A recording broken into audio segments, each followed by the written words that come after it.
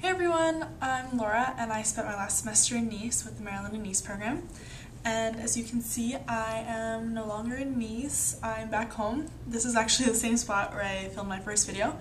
So I thought I would come back around full circle and talk about my first video, talk about the things I said in it since that was before I left, and the things I was worried about, the things I was thinking about. I just wanted to, go over those again. And then also I will, at the end of all that, talk about a few suggestions I have for people who are thinking about studying abroad and some things I'd hope you think about before you choose your program, before you go ahead and do it. So, first things first, way back when in January, I answered some questions that my brother asked me about what I was thinking, and basically he asked me, what my goals were, what was I nervous about, how did I think I might change, or how did I hope to change while abroad. So basically, the first thing I said is that I really want to improve my French.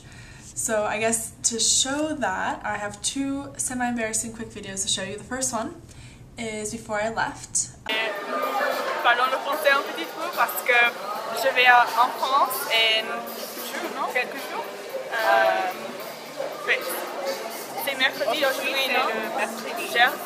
Jeudi, vendredi, samedi, dimanche, donc 4 jours. And the second one is right before I came back, actually the very last day I was in France. Bonsoir, je m'appelle Laura, je suis ici à Paris, c'est mon dernier jour en France et demain je pars pour les États-Unis. Je suis assez triste parce que bien sûr le semestre s'était super bien passé.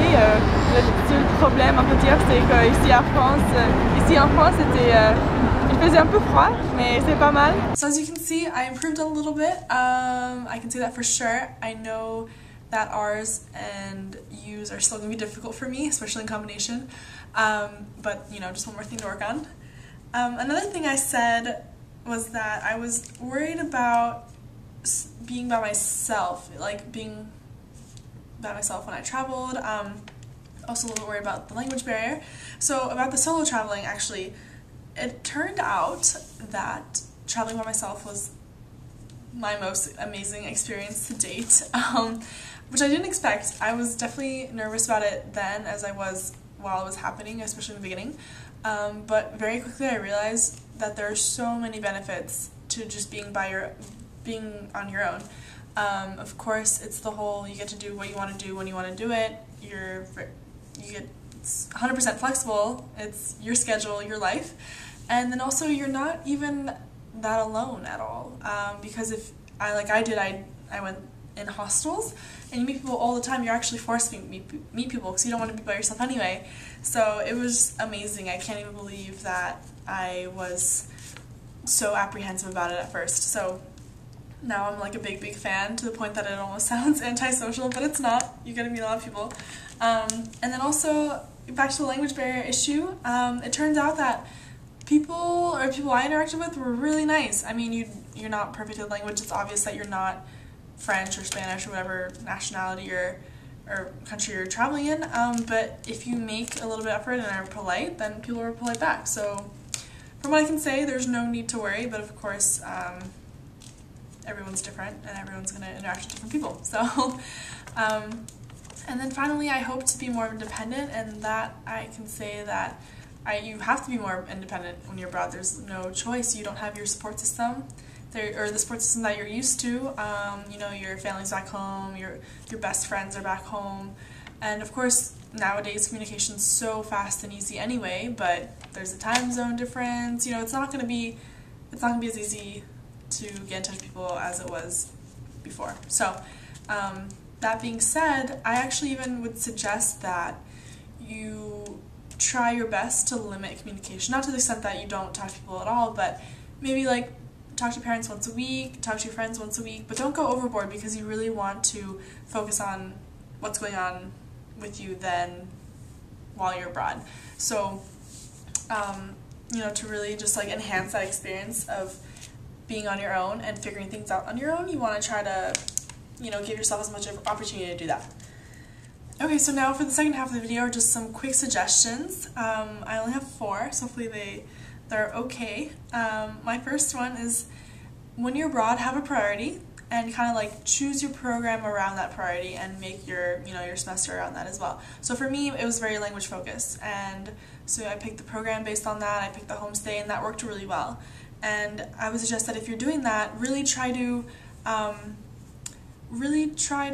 push yourself in the sense that if you have the opportunity to take classes with local students in the local language, do that. Chances are you'll probably manage. It might be difficult, or it will be difficult at first, but you'll be surprised how quickly you'll adapt and pick it up, I think, hopefully. Also, pick a city that's a very like university town feel, so that you are surrounded by students and you can interact with more people that way as well. So on that note as well, if you think your priority will be to travel, pick a town or a city that has a huge airport that's a big like transportation hub, because that way travel will be also cheaper for you, and that will give you more opportunities to do so. Second is to make local connections as quickly as possible. That's definitely easier said than done, because you get in and you get to this new place and it's so new and overbearing maybe at first. You don't really know what to do, where to start, but then you realize that there's so much to do, and you really have to basically make local friends as quickly as possible and stick to them, is what I'm trying to say. So, because that'll again give you the most of your time abroad to really be a part of that culture, environment, that sort of thing. My third suggestion is, if possible, stay longer than a semester. So staying a year, perfect. Staying a semester, it'll go by way too quickly. So definitely try to tack on some time before or after. It'll be a little bit hard because you're probably going to have a big suitcase, but maybe, for example, if you travel afterward, you can make arrangements, leave your suitcase somewhere, travel with a smaller bag. But you're going to want to stay longer, chances are, unless, if you're homesick, of course, don't make yourself miserable and just keep staying homesick while abroad. But if you're feeling great and you're feeling fine, go for it. You have this amazing chance to be abroad, stay longer abroad, because once you come back, it'll be harder to get over there. So really, if you have this 4 months opportunity, try to make that as long as you can.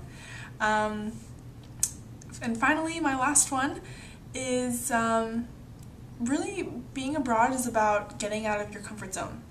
And I didn't realize that at first, but now, like, looking back, it's like, yeah, the times that I really remember the most and really appreciate the most are the ones where I did get out of my comfort zone, and things were maybe a little bit nerve-wracking at first, and then it was fine. You get through it and you're like, wow, I did that. I was able to do that. And so you build confidence in yourself, you become more independent, you do change a little bit while abroad. So of course, everything within common sense and logical limits, but if you have the chance to really push your own boundaries, I would do it, because you're going to remember it forever. So this was my 4 suggestions.